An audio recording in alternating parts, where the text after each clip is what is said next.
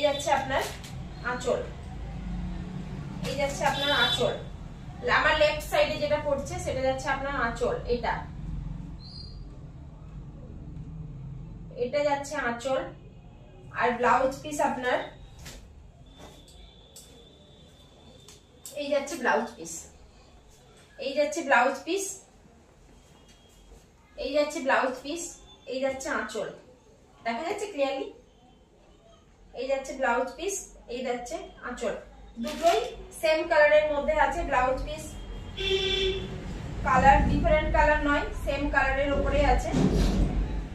খুব সুন্দর একটা সফট কাপড়ের উপরে বানানো হয়েছে শাড়িটা।